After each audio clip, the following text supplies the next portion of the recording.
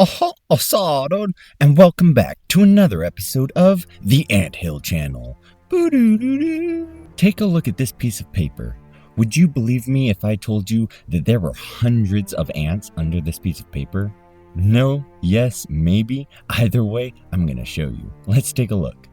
As we lift the paper, you will start to see the emergence of my solenopsis xyloni colony. Now this ant is commonly referred to as the southern fire ant. Also here where I'm from in Arizona, it's a native fire ant, so very nice. Zooming in a little bit closer, we can start to feel like we're really a part of the colony, but there's so much going on here. Let's see if we can narrow it down to just one ant. Oh, perfect. I think I'm seeing a queen. Perfect, yes. All right. There's one, at least two queens over in this area. Awesome. Now the solenopsis xyloni are a polygynous type of ant, meaning that they can have more than one queen per colony, just like this colony here. This colony has about 10 queens in it right now. Super exciting.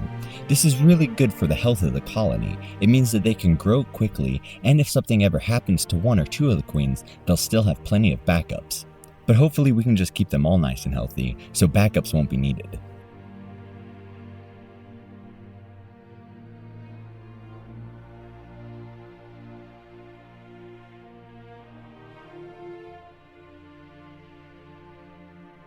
And check it out, over on this little piece of smoky quartz, there's a queen and a couple of workers.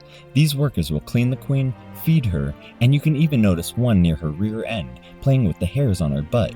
This is to help stimulate egg laying. Now these same workers will not always stay with the queen. Sometimes the queen will want to get up and walk around. I've noticed that when the queen stops walking, a few workers in the area will smell her and come over to check on her. These workers will tend to become the new sort of temporary midwife team, which is pretty cool to notice. Now I did also say that these ants will feed the queen. How this works is the ants have a secondary stomach. This is called a foregut or a social stomach. In this secondary stomach, the ant can collect extra food where they can bring it back to the nest and feed it to the queen, or other workers who may not be able to leave the nest as much, like ants that care for the brood.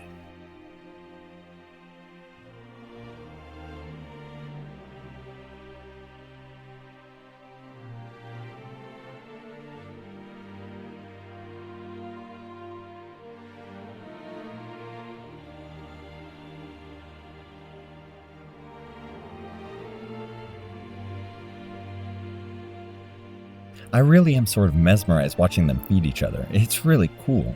You can even see it here with a major feeding two workers at once. Now that's efficient.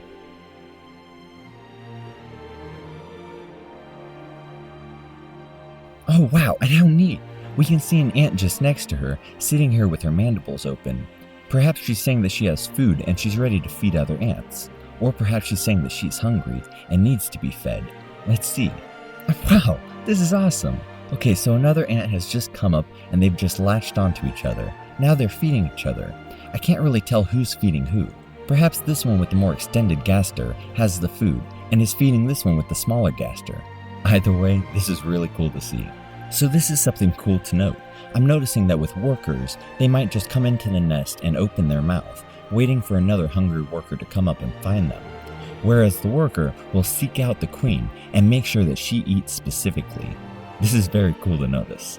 I'm absolutely loving the coloration on these ladies too. You can definitely see how they get their name fire ant. But remember, these are solenopsis xyloni, which are a bit less aggressive than the invicta, thankfully. Now the xyloni and the invicta are almost identical to each other, so telling them apart can be difficult. You're going to need to zoom in on their face, particularly their mouth area.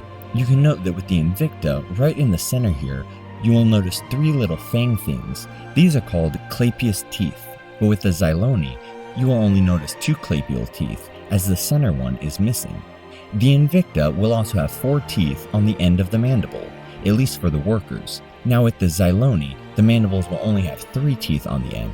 This is a very small difference, but it's just big enough to classify them as different species, though they are still in the same genus of solenopsis.